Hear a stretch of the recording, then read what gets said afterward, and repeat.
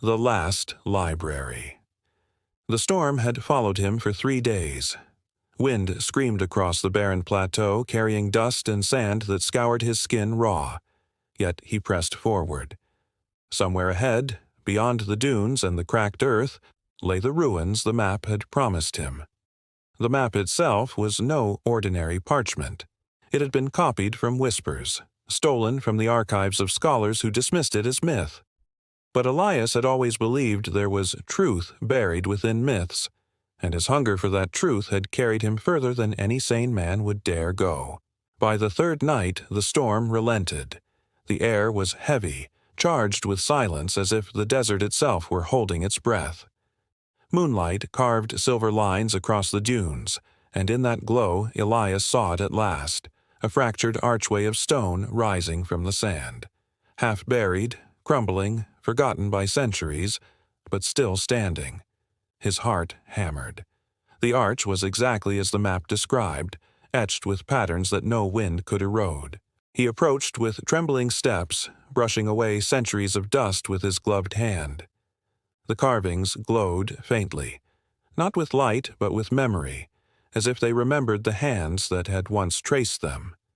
His fingertips lingered on the symbols, and for an instant he swore he heard a whisper, soft, fleeting, like the turning of a page.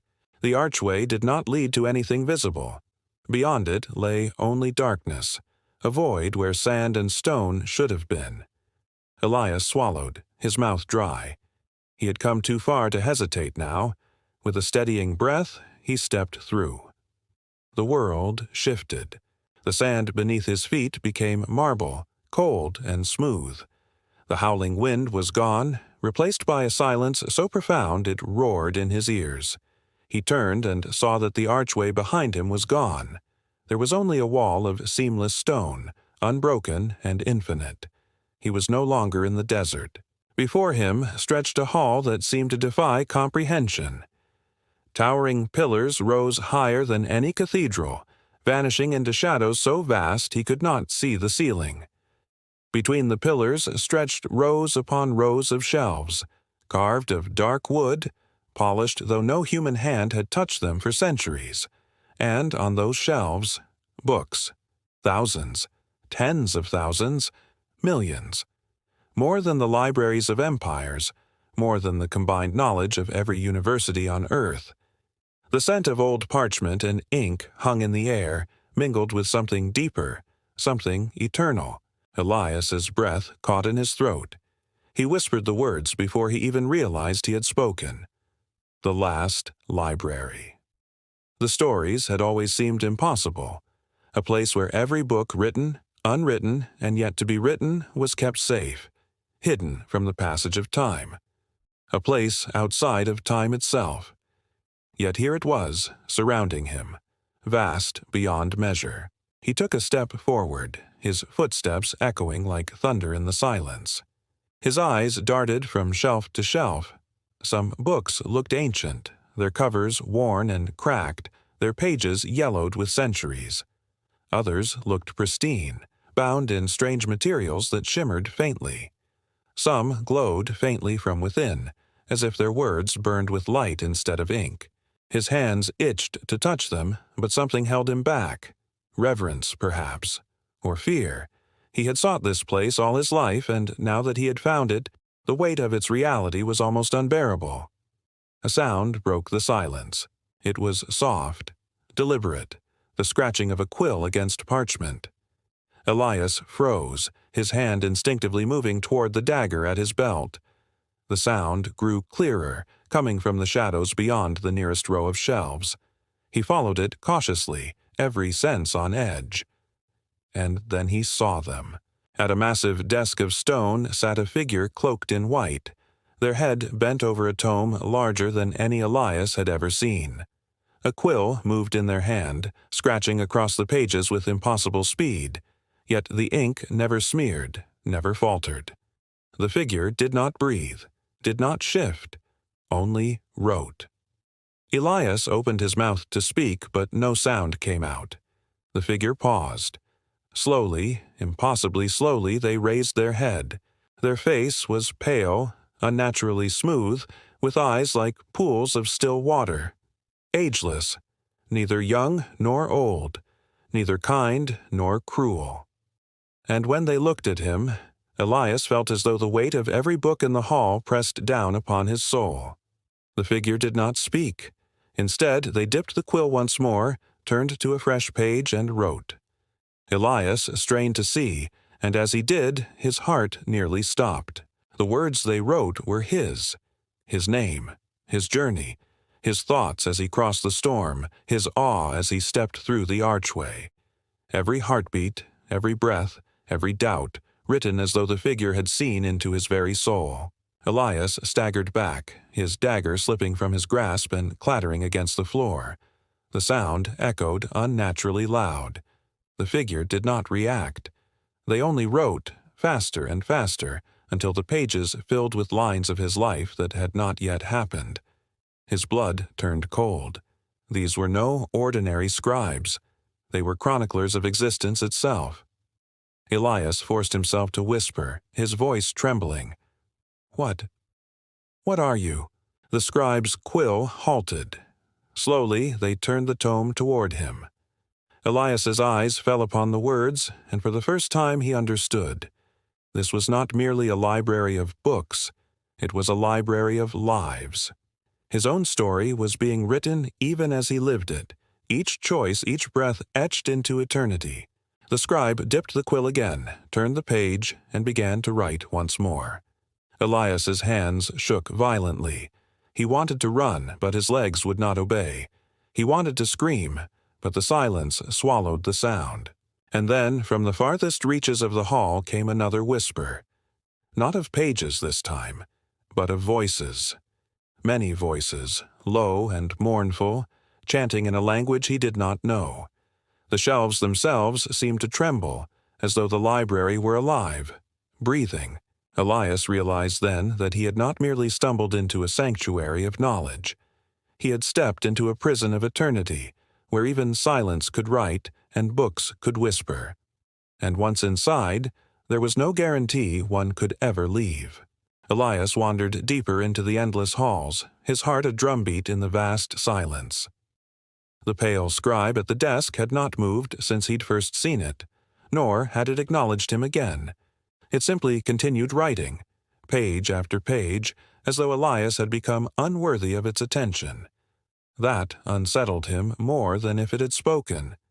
He was not used to being ignored by creatures that should not exist. He forced himself forward, passing rows of shelves that stretched beyond sight. Some books glowed faintly. Others hummed with an energy that made the air vibrate. The spines bore titles in languages Elias had never seen, though when his eyes lingered too long, the letters shifted, reshaping into words he could understand. He saw titles like The Deaths of Kings Yet Unborn, Songs Sung at the End of the World, and The Tome of 1,000 Lies. Each one tugged at him with unbearable temptation, whispering of power, of knowledge he could claim for himself. But instinct told him that reading even a single page without permission would be dangerous. Fatal, perhaps. This was not a place that forgave greed. The voices he'd heard earlier grew louder as he pressed on. Not spoken words exactly, but the sound of quills scratching. Thousands of them in unison, like the chittering of an endless swarm. The realization struck him cold. The library was not empty. Dozens, perhaps hundreds, of scribes filled its endless halls, each one bent over an eternal book, each one writing the lives of countless souls. Elias slowed, watching from the shadows as he passed another desk. The scribe there looked much like the first, pale, ageless, with eyes too still, too deep. This one's tome bore lines not in ink but in glowing silver, the letters hanging in the air above the page before sinking into parchment. Elias leaned closer, and the words burned themselves into his mind. A mother whispers her child's name before the plague takes her. The son will carry the name into exile, speaking it even in his last breath. Elias recoiled, breath ragged. He should not know these things. These were not his memories to carry. Yet the library had placed them inside him as easily as turning a page. He turned to flee from the desk, but another figure blocked his path. This scribe stood taller than the rest, its robes darker, streaked with faint lines of silver ink as though words had stained the fabric itself. It regarded him with eyes that shimmered faintly, and though its lips never moved, Elias heard its voice. Inside his head, clear as thought. "You should not be here, wanderer." Elias staggered back, hand flying to the dagger at his belt, though he knew the blade was useless. "Who are you?" he rasped. "We are the scribes of silence," the voice intoned, its words echoing inside him, layered as if 1,000 whispers spoke at once. "We keep the record. We do not speak, for words unbound bring chaos. We only write, always write." Elias swallowed, his throat dry. "Why can I hear you then?" The scribe's gaze deepened, pinning him in place. "Because you have been written into this place. Your story touches the library now. That is dangerous. That is forbidden."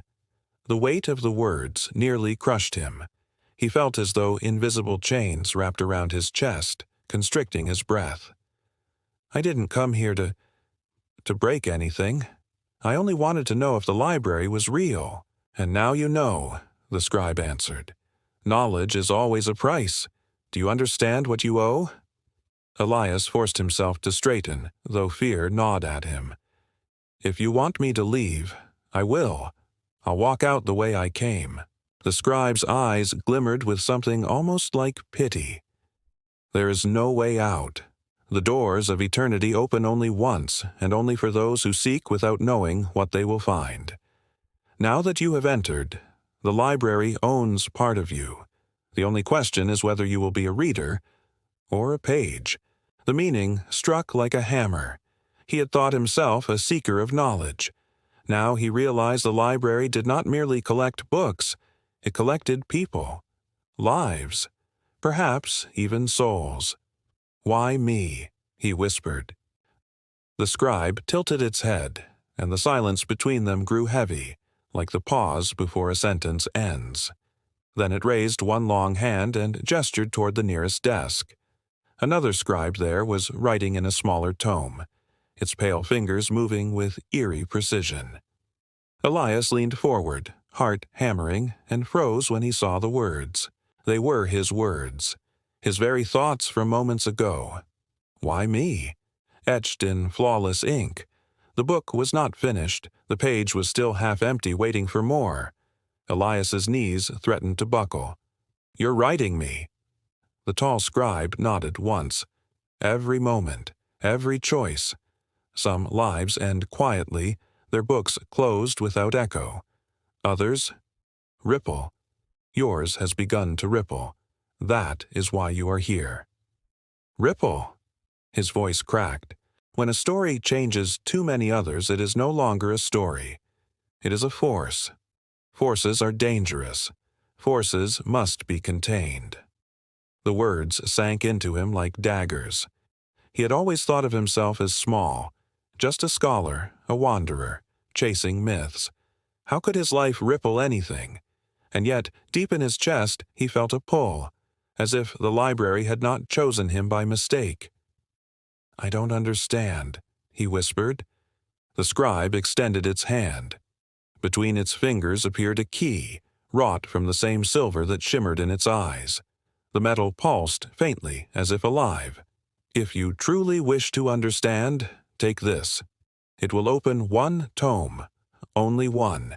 But know this, knowledge cannot be undone. Once read, it cannot be unread." Elias stared at the key, heart racing. He knew instinctively that to accept it was to step onto a path he could never turn from. Yet the hunger in him, his endless need for truth, burned brighter than fear. His hand shook as he reached out and closed his fingers around the key.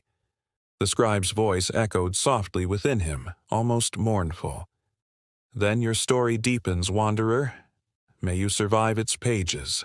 And with that, the figure faded into the shadows, leaving Elias alone once more. Only the key in his palm proved the encounter had been real. its weight a promise and a curse. The scratching of quills resumed around him, louder than ever, as if the entire library held its breath, waiting to see what choice he would make.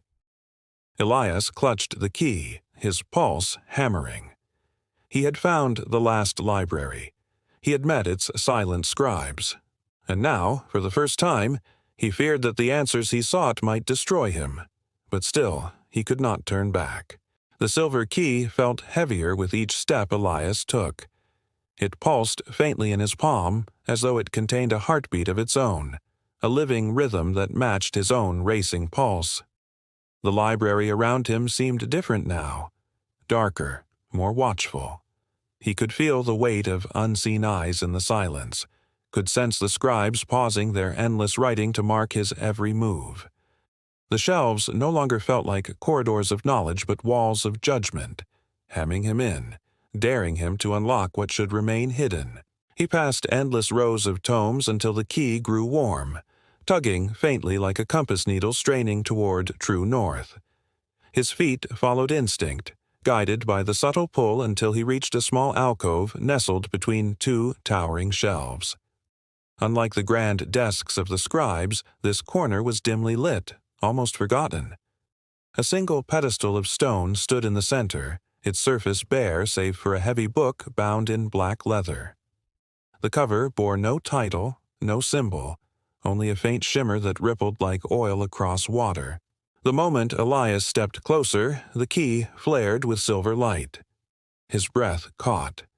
The pedestal seemed to breathe in response as though it had been waiting centuries for this moment. With trembling hands, Elias placed the key into the clasp that sealed the book shut. The mechanism clicked, and the leather cover trembled as if sighing with relief. Slowly, cautiously, he opened it. The first page was blank. Then, as his eyes lingered, words began to etch themselves across the parchment in glowing ink.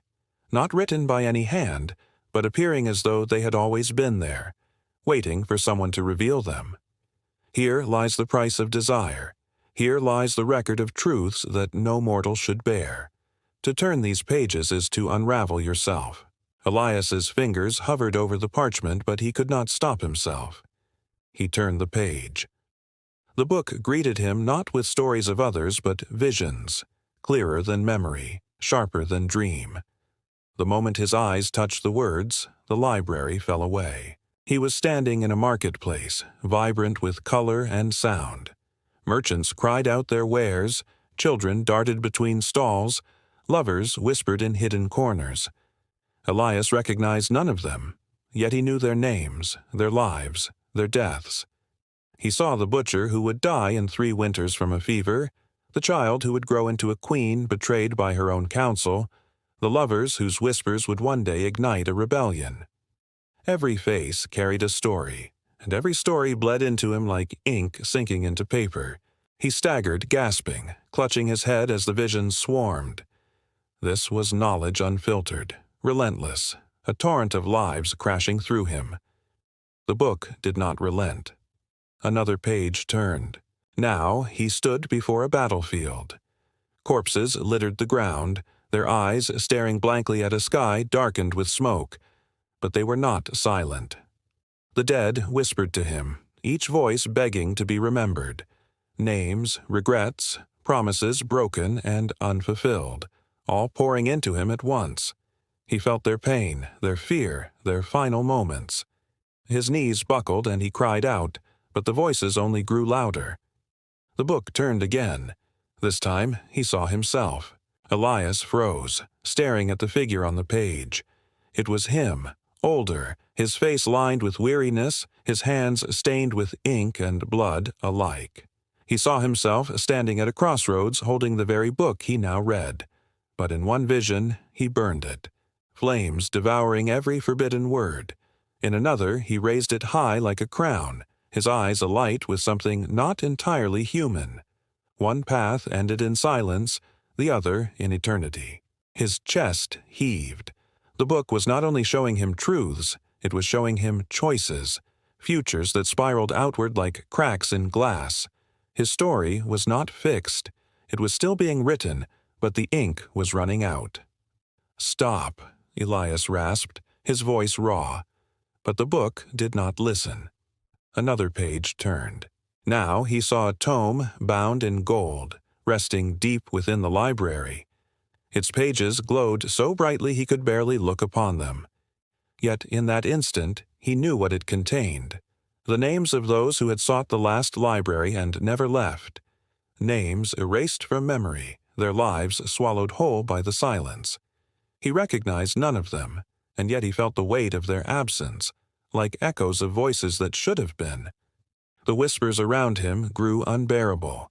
The scribes were no longer silent. He could hear them in his head, thousands of quills scratching his name, his story, his fate. Their voices overlapped, a cacophony of destiny. Page or reader, page or reader. Choose, choose, choose. Elias slammed the book shut, his breath ragged, his hands trembling violently. The silver key pulsed once, then dissolved into smoke, its purpose fulfilled. The black tome sat motionless on the pedestal, but he could feel it still watching him, waiting for him to return. When he staggered back, he realized he was no longer alone. A figure stood at the edge of the alcove. Not a scribe this time, but something else. Cloaked in shadows that seemed alive, its face was hidden, but its presence radiated power, old and suffocating. When it spoke, the voice was neither written nor silent. It was thunder. You should not have opened it. Elias's breath caught. His hand instinctively reached for his dagger, though he knew it was as useless here as in a storm. Who are you? The figure stepped closer, its cloak rippling like smoke. I am the echo of what was imprisoned. I am what the scribes sought to bind in ink and silence, and you, wanderer, have set me stirring. The shadows coiled around the black book, caressing it like an old friend. Elias realized with dawning horror that the tome was not merely a book. It was a prison, and he had loosened its chains. The figure's hidden gaze fixed on him. The library is not eternal. It hungers, it takes, and now it will take you, unless you learn whose story you wish to write, yours or mine. The alcove trembled. The shelves groaned as though the entire library resented his trespass. Elias's heartbeat thundered in his ears. He had wanted truth, and now truth stared him in the face, cloaked in shadow and promise. For the first time, he wondered if ignorance might have been a kinder fate. The library had always felt untouched by the world beyond, sealed behind walls of silence and eternity. But on the morning when the fire first touched its gates, Elias felt it before he saw it. The air carried a tremor, a faint heat rippling through the ancient stone, as though the universe itself had shuddered. He awoke from uneasy dreams of shadowed figures whispering his name and found the scribes no longer at their desks. Instead, they gathered in the main hall, faces pale, eyes flickering with something Elias had never seen in them before. Fear. The library had survived empires, floods, wars, and plagues. Yet fear had never cracked the expressions of the scribes. That morning, it clung to them like ash. A deep rumble echoed from the doors of eternity. Elias hurried with the scribes, his heart pounding. The massive bronze doors, engraved with constellations, trembled under blows from the outside. Dust fell from the carvings as the sound of iron and fire reverberated through the stone. "They have found us," whispered one of the scribes, voice quaking. "The Order of the Flame." Elias frowned, throat dry. He had heard rumors of the Order, fanatics who believed knowledge was poison, that memory was sin, and that only fire could cleanse the world. They called themselves the Bearers of Forgetting. For centuries they had sought the hidden library, swearing to unmake what should never have been written. Now they were here. The doors groaned again. Elias stepped back, instinctively reaching for his dagger, though he knew it would do nothing against an army. "They cannot enter," another scribe murmured, as though convincing himself. "The seals hold. They must."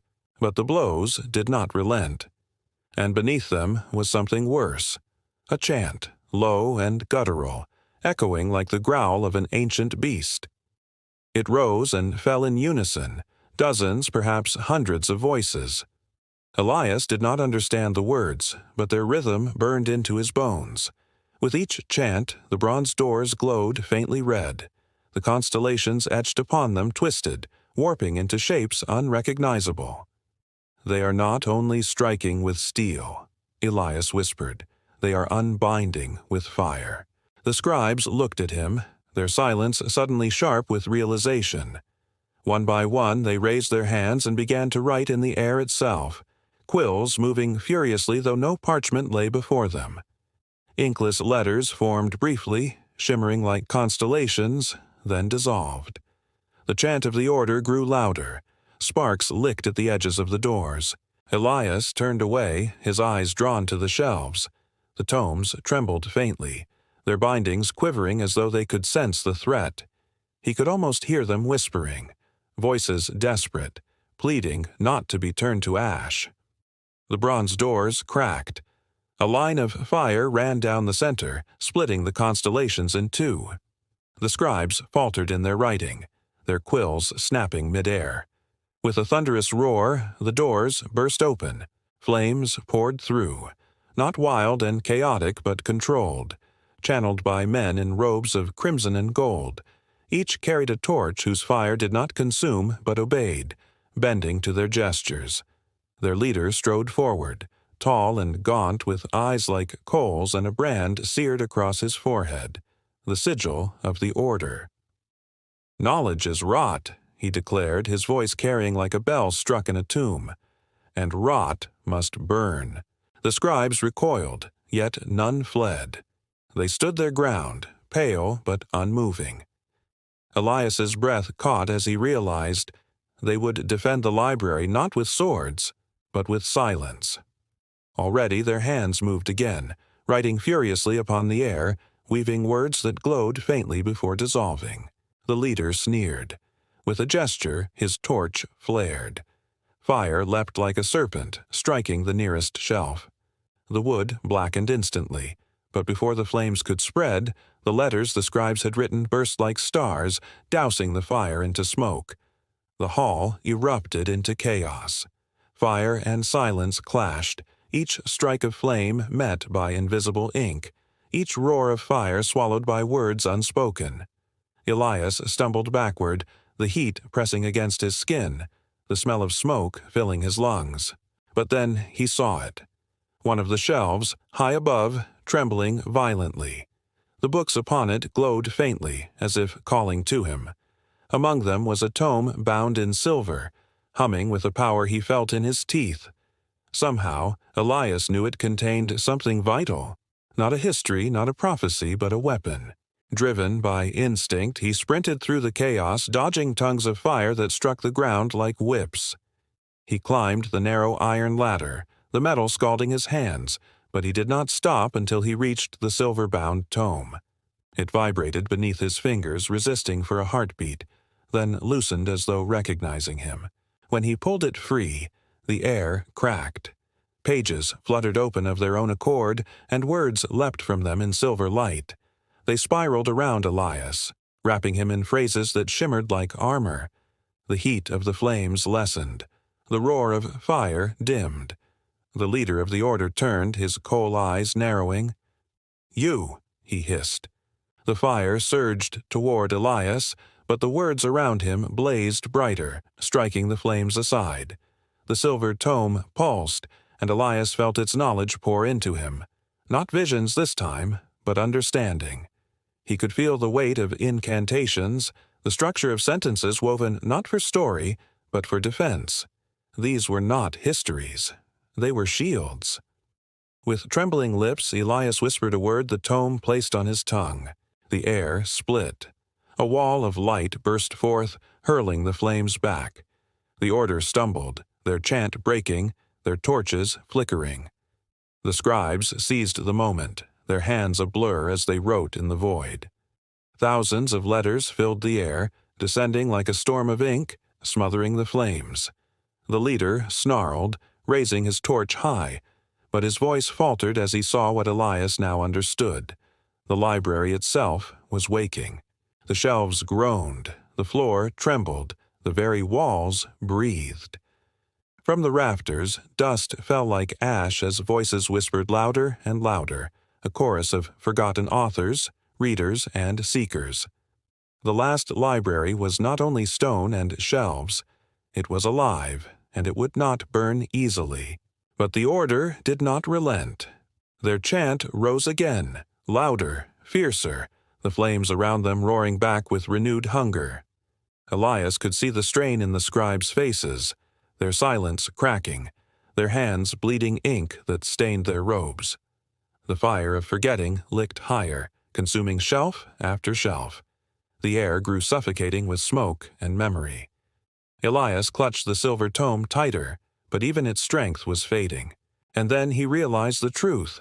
The tome was not meant to fight the fire forever. It was meant to choose, to preserve a fragment, to save one truth from the blaze.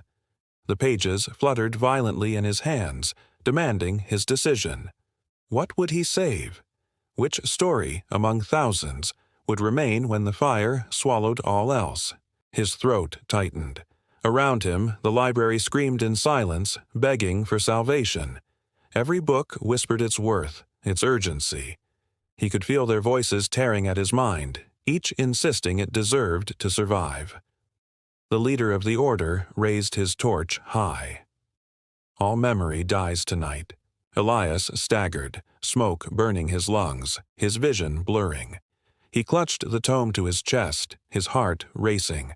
The library could not survive whole. The fire of forgetting would consume too much. But he could save one thing, one story, one truth. And as the flames closed in, Elias made his choice. The fire of forgetting howled through the hall, gnawing at shelves, curling pages into ash, devouring centuries with each crackle. Yet in Elias's arms, the silver tome pulsed like a heartbeat, demanding, pleading. He had chosen, but the library itself had not yet surrendered. Its whispers rose like a storm, rattling the walls, as though every book cried out for its right to live. The scribes, pale and trembling, held their invisible battle lines.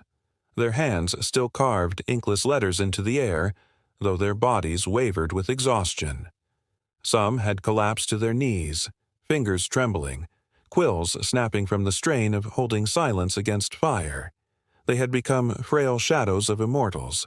The leader of the order advanced, torch raised. His eyes glowed like molten stone, lips curling in triumph. Around him, the chant of his followers swelled, each word fanning the fire higher. "Let all memory fall to flame," he roared. "Let man be free of his chains." Elias staggered forward, the silver tome burning against his chest. The words it held spilled into his mind, searing his thoughts with fragments of every story the library had ever guarded. He saw them in flashes. Wars fought and lost, loves found and broken, secrets whispered and sealed. They swirled together until he thought his skull might split apart. But within the storm, he felt one strand gleam brighter than all others. The choice he had made, one truth, one memory, was becoming clear. He stepped onto the marble dais at the center of the hall, where once scribes had read aloud in ages long forgotten. The library trembled as though sensing his intent. Shelves creaked and groaned. Tomes rattled in their bindings. The air thickened with the perfume of burning paper. "Knowledge is a curse," the leader of the order spat, voice cutting through the storm. "It binds men in chains of dead words. It must burn." Elias raised the tome high. "No," he shouted, his voice breaking, raw with smoke and desperation. "Knowledge is memory. Without it, we are nothing but shadows." The tome flared open, its silver light spilling across the hall. The chant of the order faltered, some of the torches sputtering. The leader sneered, stepping closer. "You think one book can save this tomb?" His torch flared brighter, heat cracking the stone beneath his feet. "You cannot hold against fire forever. All words fade." Elias's heart hammered. He knew the man was right, The fire would consume nearly everything, but not all, not tonight. He pressed his hand flat against the tome. The pages shifted, fluttering violently until they landed upon one story, his choice. The words upon it blazed like stars. A gust of wind roared through the library, snuffing out half the torches. The leader's eyes widened. "What have you done?" Elias's voice cracked, but he spoke with a clarity he had never known. "I have bound this story to eternity. Burn the shelves, raise the halls. You cannot unmake it now. This truth will live as long as one voice remembers it." The tome dissolved into light. It swirled from his hands, curling around his body, then shot outward, embedding itself into the walls, the shelves, the very air. The library itself roared as if exhaling centuries at once. The flames recoiled, hissing, retreating from the radiance. For the first time, the fire of forgetting seemed unsure, but the order would not yield. The leader howled, thrusting his torch forward. "Then you will burn with your cursed memory." His followers surged behind him, their chants rising, the fire coiling into a tidal wave. The scribes, weary and broken, raised their hands one last time. They carved letters with trembling fingers, tears of ink streaking their faces. The library's voice swelled, louder than the roar of flames, louder than the chants of the zealots. For an instant, Elias swore he heard every book cry out, not in fear, but in defiance. The fire and the library collided. The marble floor cracked. The shelves collapsed. Tomes burst like stars, their words flying loose into the air. Whole passages, centuries of history, spiraled upward, glowing like constellations before vanishing into smoke. The fire consumed. The silence resisted, until the clash became unbearable. And then came stillness. Elias opened his eyes to a world of ash and faint light. The library was unrecognizable. The shelves were charred stumps, the walls blackened, the once golden ceiling cracked and fallen. Smoke curled in the air like ghostly fingers. The scribes lay upon the floor, unmoving, their quills shattered beside them.